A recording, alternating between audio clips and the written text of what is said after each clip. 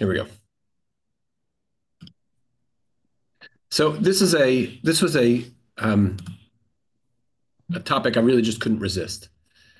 Sometimes you run across some social media post or something, settlers, stolen land, the land is stolen, the water is stolen, everything's stolen, stolen, stolen, stolen. It goes on and on and on. And it really is worthwhile to understand how it was that the the proto-state, what's called the Yishuv, which is really the settlement of Israel. Sometimes it's divided between the old and the new, but the Yishuv meant the Jewish community within the state, which was known as Palestine, which really before that was an Ottoman territory. And so the question is, how did all those Jews come to be there? Did they steal anything? And everything that we're going to deal with today is well before World War I or before a British mandatory period, with a couple of exceptions, because we're going to look at the Jewish National Fund, and the Jewish National Fund obviously has a very long trajectory, but these will all be, hopefully, I'll be able to delineate between these things. And so here we are, the beginning. So as we mentioned last week, the very first Jews that were in Israel came through very strong religious movements. Very often they were given rights of domicile. They could have been Sephardic Jews who were tenants of the land. They were Ottoman citizens. They had perfect rights to live there. There were then various things called capitulations, where various Europeans were given rights to live there under the Ottomans. But the way that this community was supported was something which is known as the Chalukah, which is that there were representatives who would raise funds in Amsterdam and in Lithuania and Poland and Warsaw, and which is obviously in Poland, and many different places, and they would distribute the money in the land of Israel. And these people lived in a very meager existence. But it's important to at least say that that's where the backbone of the Jewish community was until maybe the mid-1830s, and certainly stretching into the latter parts of the 19th century. Another important figure is certainly Sir Moses Montefiore, who one of the things he buys is the Jaffa Grove, and just letting everyone know, I'm muting everyone. If you have a question or comment, please just chime in. But back to Moses Montefiore. He buys places like the Jaffa Grove. There's another settlement which is very well known of his, which is called Mishkenot Shananim. And it relied on various partnerships with Sephardic intermediaries like the Valero family. And these are well-recorded transactions in the Jaffa Sharia Court archives and other places like that. And these incrementally expand the Jewish presence in these areas. But in 1858 and 1867, there are going to be two events that really are going to start to change things. First of all, the Ottoman Empire land code reform tried to modernize and at the same time tax the population, and so they had to register people. And then in 1867, the law of foreign ownership permitted foreign nationals to own land. Essentially, the Ottoman Empire was in desperate need of cash, and it wanted to stimulate its economy. And one of the ways to do that was, well, you know what? The Europeans have the cash, they have the technology, they have business know-how, they have capitalism. That seems to be doing very well for them. And so there are these consular relationships, there's these capitulations, Germany, France, etc. And now Jews are permitted to own land in the Ottoman Empire, even if you have a European passport. Now, these are not seen by the Ottomans as Jews per se, at least at this stage. They're seen as Europeans, French, etc. And this gives rise to an interesting movement, which is called the Chovevei Tzion. The Chovevei Tzion is in many ways a religious movement that these are various religious Jews who are going to, in many ways, settle the land of Israel in ways not completely divorced from the Vilna Gaon. And here, this movement of the Lovers of Zion, you can see the map of some of the places that they settled. And one of the figures that is key to this is Rabbi Naftali Tzvi Yehuda Berlin. Naftali Tzvi Yehuda Berlin is the Rosh Yeshiva of the Volozhin Yeshiva. The Volozhin Yeshiva is we're talking about a dyed-in-the-wool Jewish yeshiva kind of a place. The Volozhin, when Jews think of the quintessential yeshiva, the Platonic version of the yeshiva, the yeshiva, they think of Volozhin. And the Netziv is this towering figure of this world. He's of the students of the Vilna Gaon. He is part of that world of um, Vilna Jewry, right? This Lithuanian intellectual Talmud-centered Jewry. But he becomes a great advocate. There's even a club in the Volozhin Yeshiva called the Nes Tzion. And one of the towns, if you see down here, I've pointed the arrow directly to it, is the Nes Tziona town, which is named literally after this club. Now, the Netziv had to close that club down. It took on another name. I think it called the name Netzach Yisrael, the eternity of Israel, because the Russians didn't like something that was overtly Zionist and overtly nationalistic. But fine, Jews know how to change a name here or there. But in Israel, this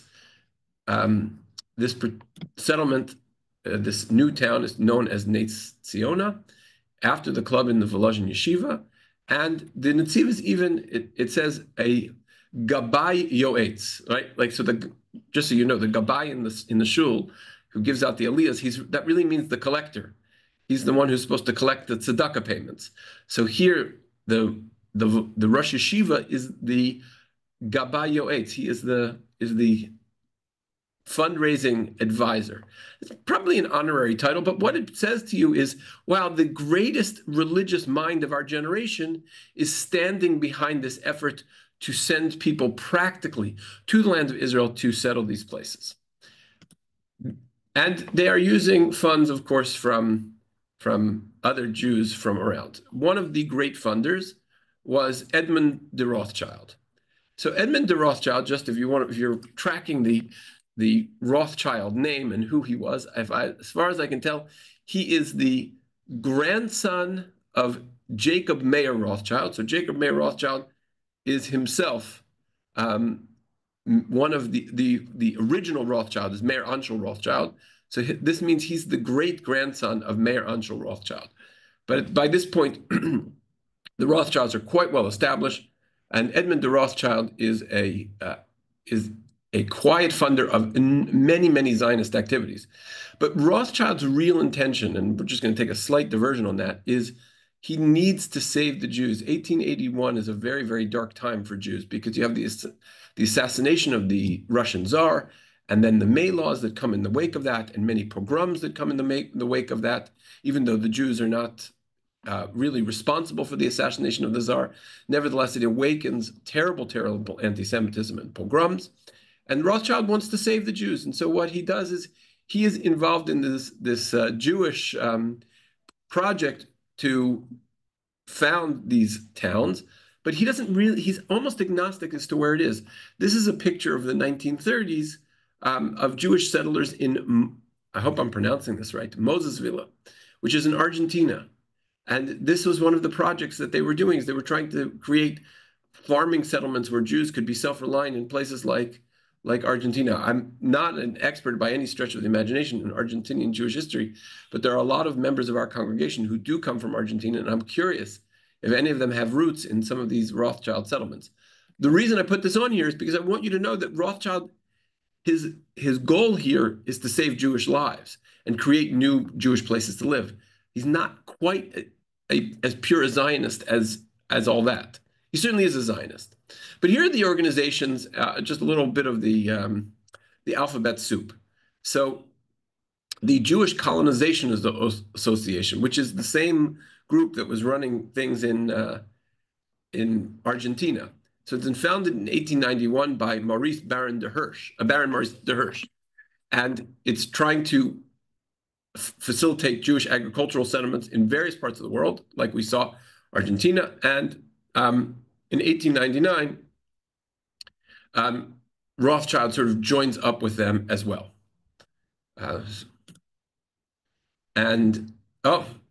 There was one in Saskatchewan, Jonathan. Yeah, the Hirsch colony. Sorry, Rabbi. Like where, Oh, the, okay. the Lipton colony was, yeah, they came from Russia and then Romania. It's a Hirsch Oh, colony. wow. Okay. Amazing. Okay, so we see that this was not a unique Argentina wasn't a unique example. And so there are many Hirsch colonies.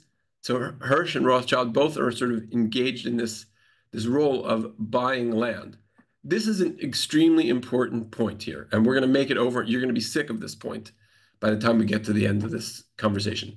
Jews are buying the land that they get, and they're trying to set up agricultural settlements.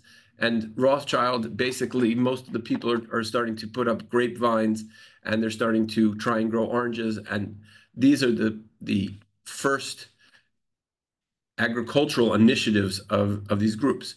That Rothschild tries to get them to be independent, and he's a little bit frustrated that they keep having to come back to him for money. The idea is to create self-sustaining things and not to have communities that are reliant on diaspora funds.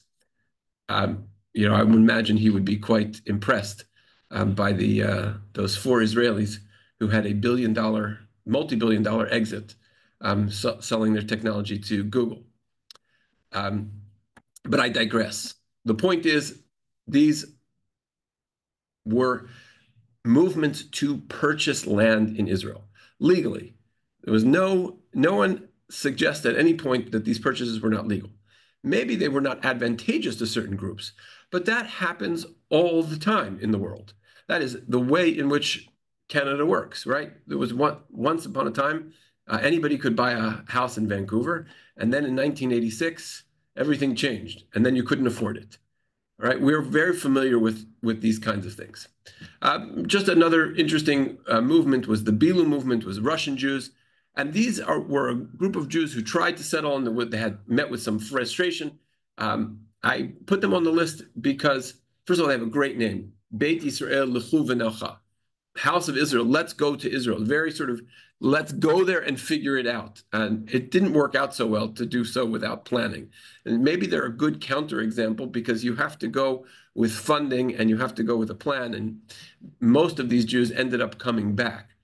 For those of you who send your children to Habonim Moshava, they have a program which I believe is called Biluim, and it is named after this movement, which was probably stronger in its reputation and mythic qualities than its true historical impact.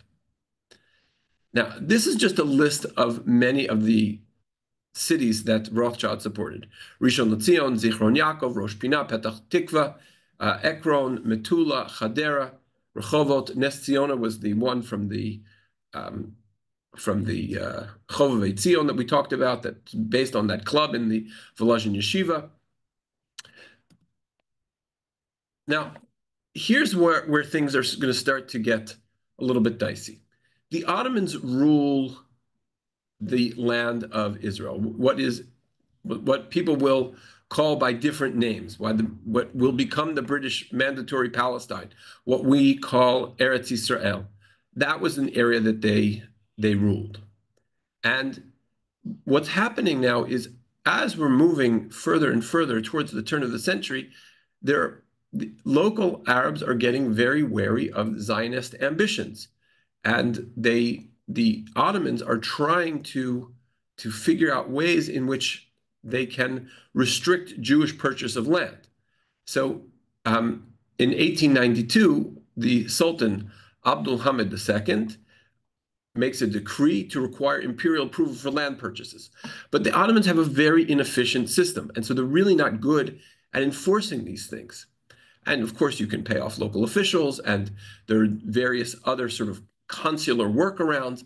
If you are the French consulate, you have a certain relationship that the Ottomans are not willing to jeopardize, and so you can use your European passport. So, for example, there was Metula was purchased, and I think the Hula land purchase was also Hula Valley land purchase was registered under the French protected JCA. This is the organization that belonged to Rothschild, and so since it's registered under a organization that has French diplomatic cover, then that's a kosher purchase. this is just to sort of give you a sense of how much land was purchased over a period of time. So in 1890, there were 100,000 dunams owned by Chovevei Zion, and by 1900, it was 200,000 dunams. The next thing I think, which is just really important, I think it's 1901. My slides are still a little bit rough. This is my first run through this. So you have the Fifth Zionist Congress. And in the Fifth Zionist Congress, they stop talking pure theoretics and they get to tachlis. And it's a little bit of a challenge because there's at one point they don't want to bring it to the floor. There's a whole debate, and some of the proponents say you absolutely must bring it to the floor. So Herzl brings it to the floor, and they have to create a fund. And the fund is going to be for the purchase and ultimately improvement of land. The fund is not going to be capable of ever depleting all of its capital. The capital has to remain in the fund, and it can be used, has to be used for the benefit of the people of Israel in general. Can't be any private investment there. And this fund is what we now know as the JNF. And the original founder of this is Johann or Yonah Kremensky. He's the KKL stands for Keren Kayemet L'Israel, the Permanent Jewish Fund, which in English is known as the Jewish National Fund. He is the fund chairman, and he's operating it out of an office in Vienna. He puts together this fund, and this is critical. He understands that you are going to raise funds with a little blue box, and everybody's going to put in a little bit of money to this blue box, and it's going to create this fund that is going to strategically buy land in Israel.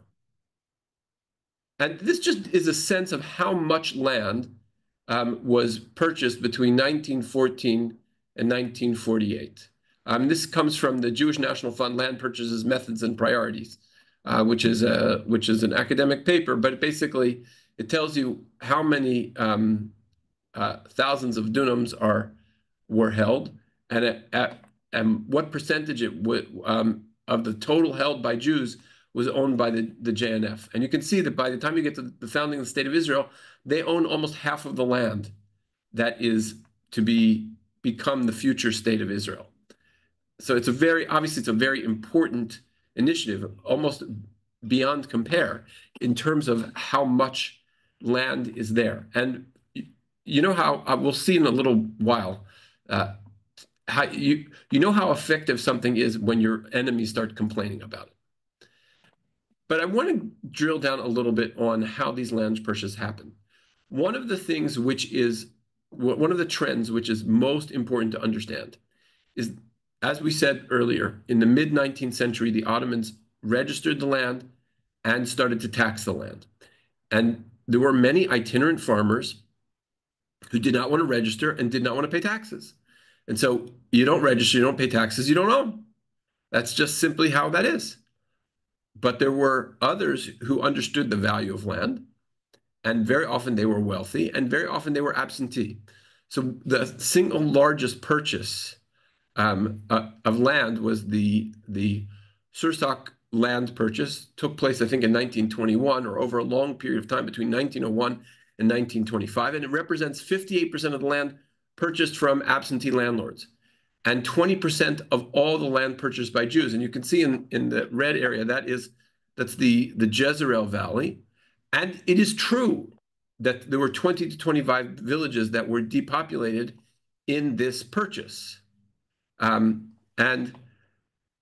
some of the evicted population were compensated, but British law did not require that. And just to give an example, right? This has not yet happened, but this is the Shaare Zedek. So the land behind the Shaare Zedek is owned by West Group. And West Group has an application in to redevelop the land. And as I understand the laws of Vancouver, to redevelop the land, they have to give notice to their tenants that we are going to develop this land. We're going to knock down all these houses. You have X amount of time to go find a new place to live. We wish you the best of luck. Or, a lot of you may have bought a house. The house might have a tenant, and then you give notice to the tenant. You say, I hope you find a new home, but I've just purchased this, and this is going to be my new family home. And I'm very sorry that this displaces you, but that is how the law works. Anybody here is in real estate? Herb, you're a real estate lawyer, or at least I believe you at least sit near real estate lawyers. Is that how the law works here in Canada?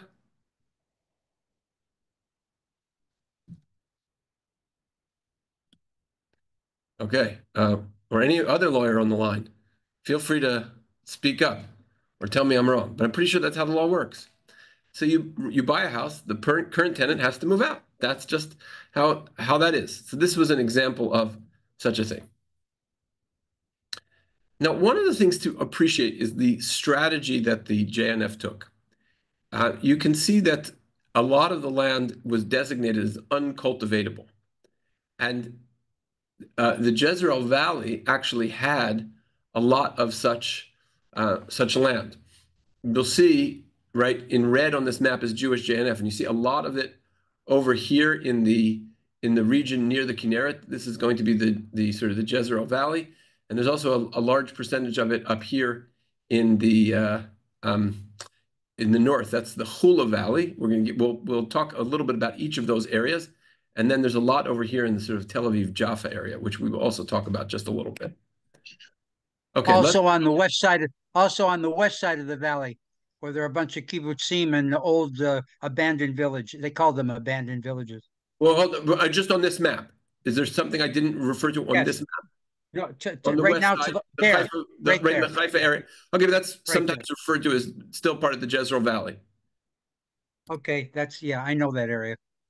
Okay. And you'll see here, this is an old map of the Haifa Bay in the hills to the east. This is from the Israel Exploration Society, right? So the JNF is going to fund surveyors and people to go and do agricultural and other surveys to kind of understand the land. And one of the things which is so interesting is there's a book that was published called The Ottoman Quagmire, Malaria Swamps in the Settlement in the Late Ottoman Mediterranean. And the author, Chris Graydon, basically says that the incidence of malaria in the lowlands of various places in the Ottoman Empire became, the populations sort of fled those areas. And it also meant a decrease in tax revenues, which were obviously coming out of agricultural taxes. But if you have a lowland wetland, which the Hula Valley and the Jezreel Valley, I believe, both represent, there are going to be places that from which people flee. Now, we on this call may be very aware of someone who may have been given undue scrutiny and paid a very heavy price for the characterization of the land of Israel and the way in which that land was characterized on a public Zoom session. I'm going to try and be very careful here, but to that end, what I think is important for us to appreciate is that there were desirable and less desirable parts of the land. And one of the strategies of the JNF was to purchase places that had become depopulated and were less valuable. And these were essentially swampy areas. That was part of the JNF strategy for acquiring land. And here, this is 1922. This is the first, this is from a JNF historical website, the first large-scale swamp drainage of the Jezreel Valley in 1922. And the scale of work was unprecedented in Israel, right? In the eastern part of the valley, 1,600 dunams were drained, 35,000 restored in 50,000 man units of work, right? And then it became the breadbasket of the Jewish community in Israel. I have a very strong personal connection to this next part of the story. This is not so much about the agricultural piece. One of the things is Jaffa was the port, and Jews were living in Jaffa, but there were things that were very tense between the Jewish community in Jaffa and the Arab population there. And so they decided to create a uniquely Jewish settlement. And that settlement was called Achuzat Bayit. And it, again, my slide autocorrect, I think changed this. It's Achuzat Bayit, which is funded by a JNF loan in 1906, 250,000 francs. And the reason I have a very strong personal connection is Sorel, my wife's grandfather, Sorel's great-grandfather, rather. Sorel's great-grandfather was one of the original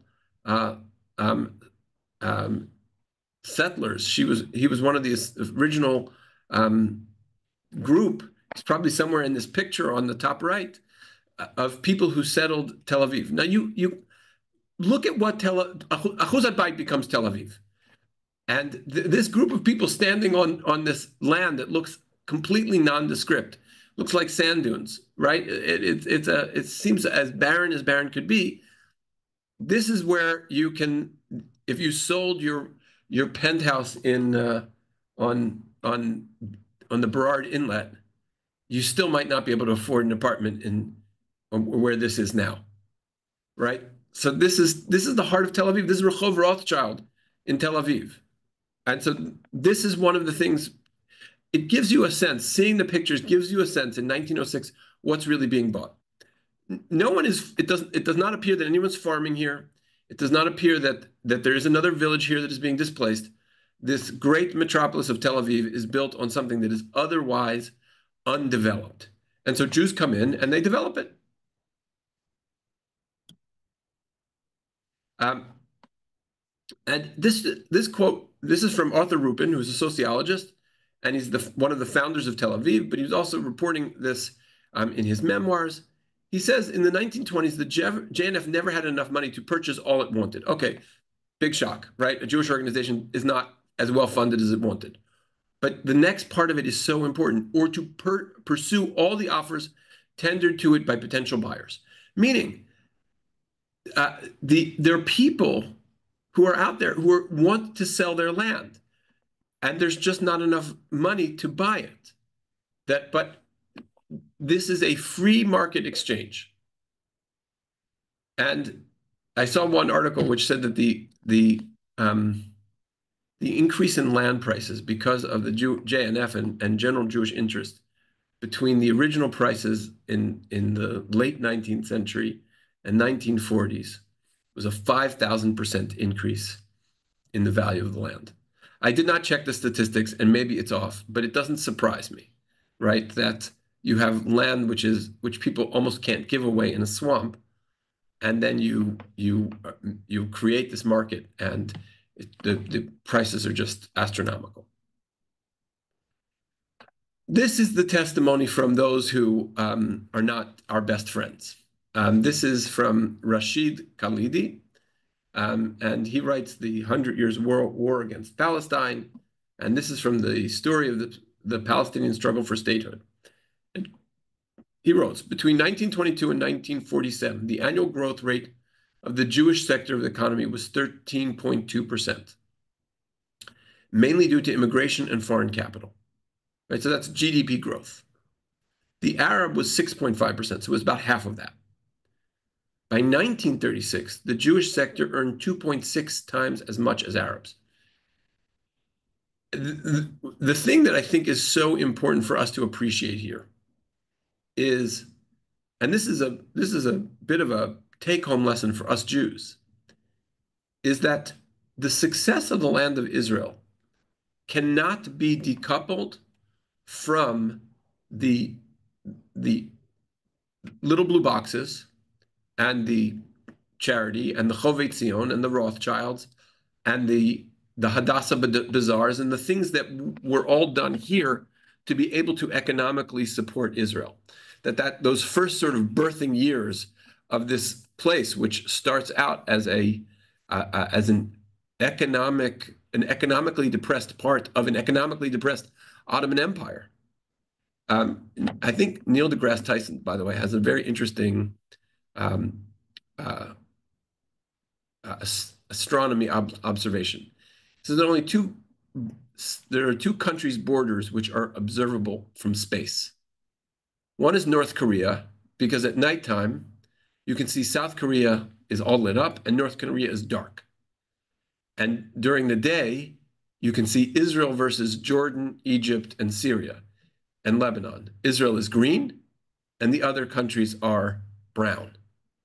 And this happens. We didn't talk about the afforestation of the JNF, but it's worth talking about. This is, it's a miracle. I give Hashem all of the credit, but you know, there is a concept in Jewish thought called hishtadlut, which means we have to put in our own effort.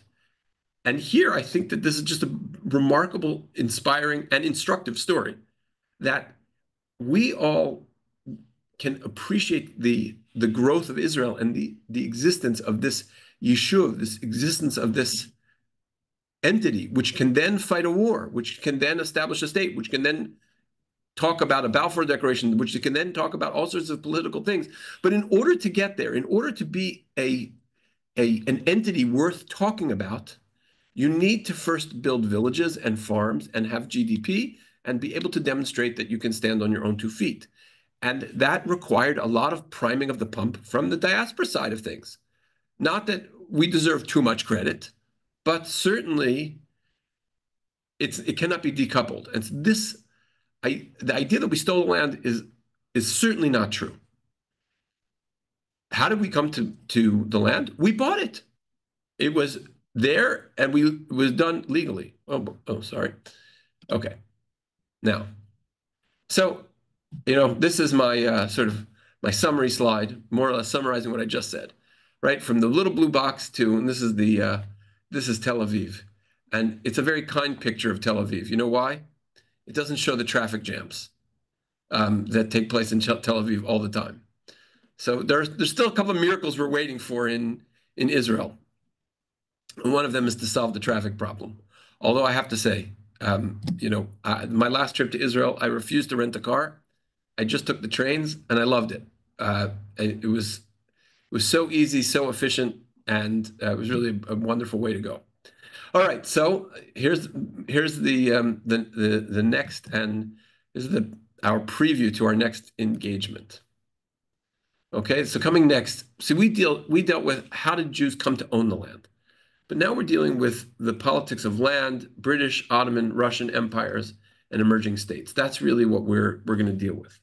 And this is a quote from Zev Jabotinsky.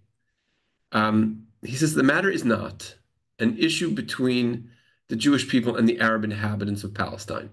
In other words, yeah, there are Jews and Arabs in Palestine, and they can live together, and we can set up, you know, there are going to be towns which are Arab, there are going to be towns which are Jewish. But that's not going to threaten things in the long run. What's going to threaten things? He says it's between the Jewish people and the Arab people, the latter numbering 35 million, which has a territory of half of Europe, while the Jewish people numbering 10 million and wandering the earth has not got a stone.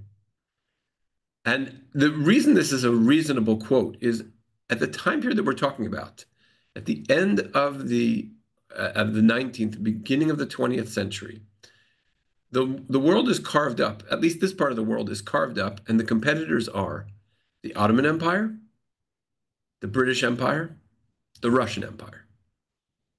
And the question is, how is all this? Everybody sort of sees that the Ottomans are their horse is fading in this race. And the question really is going to be the Russians or the British? And if it was the Russians, things would have worked out very differently for us, because the Russians were very, very anti-Semitic. And there are arguments that say that the supporters of the Jewish people in Israel have always been countries that spoke English. And mostly that's the United Kingdom and the United States. But the picture I want to dangle in front of you at that time is people understood that the Ottoman Empire was going to collapse. And so you have the Saudis who are going to fight for something, and Faisal Hussein who's going to fight for something. And we're going to see that they're arbitrary countries that are going to be carved up. Syria and Iraq are two countries that have just an arbitrary border. between them, and they're carved up to various different players in the Arab world.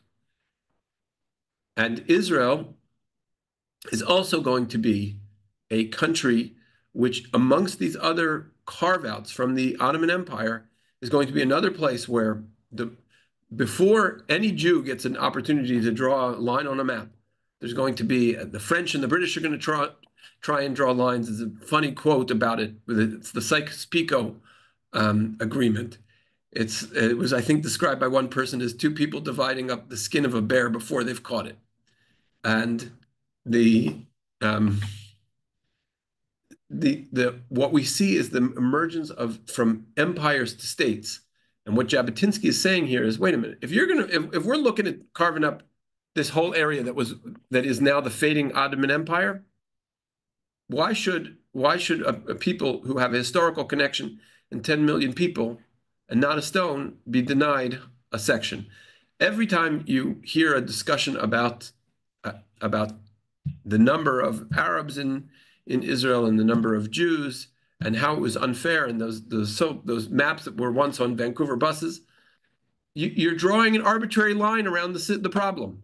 You're accepting the arbitrary line drawn by the British, and you're saying, okay, this is how the problem is solved. Jabotinsky, a century ago, identified that depends on how you do the math, depends on how you set up the equation. And he said, let's look at the equation this way, and you'll come up with a very different picture. But all of this is in our coming installment. So with that,